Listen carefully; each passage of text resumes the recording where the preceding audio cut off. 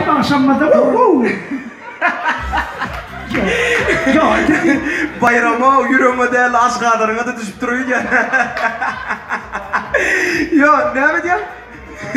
Ama yo hakikaten ikinci bayram olayıptır ha. Ya bayram şimdiden bir tafavutumuz var. Bayramın adı bayram. Amin baran yarım bayram.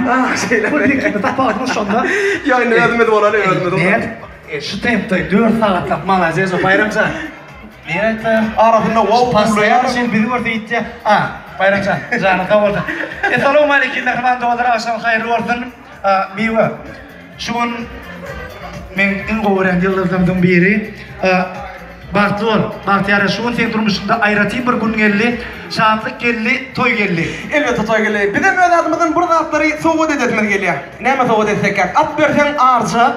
Doğan mertebe meğadır toşu. Deniz verelliysek tüy görünüp dur. Mehrabalar bir dağ verelliysek dağına depeti görünüp dur.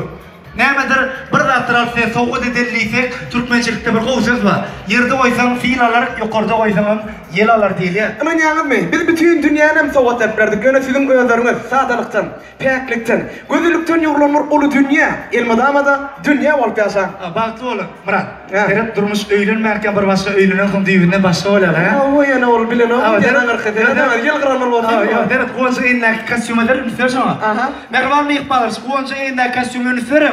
Şol kostüm dünyada en kımmat firma Armani'dan. Sebebi Wiki'de yürütü masraflaşıp çerez internet İtalya'dan zakat getirdiler men biliyor. Doğru değil mi? Yöne kuanca durmuş öğlenmerken bir başka öğlenen son düğünden başka olaylar. Ait olmasa öğlen bulduğun sene yal duyuyor. Mesela için öğlenmerken en kımmat firma Armani'dan giyen olsam öğlenen ados. Ardan'dan giyen. Hava.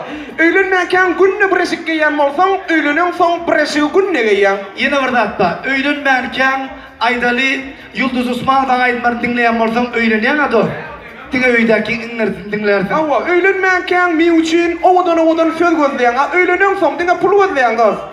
Yine orada hatta şu ateşeli yılladın bilen şu ateşeli yılladın bilen günün devamını telefonla adının bir saat gürleşen doğru mu?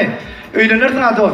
En köp gürleşin diyen de 1 minut gürleşen. Hava. Öğlenmerken miweden gelen SMS. Söyleyen, karaşyan, küyseyen. Öğlenen son çörük, süt, pampers.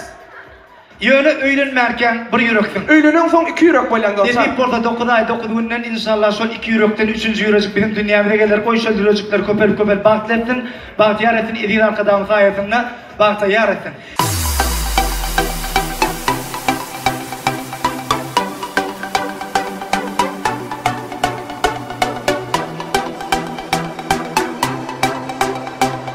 Lenin.com hedirleyer. Music, Ataş.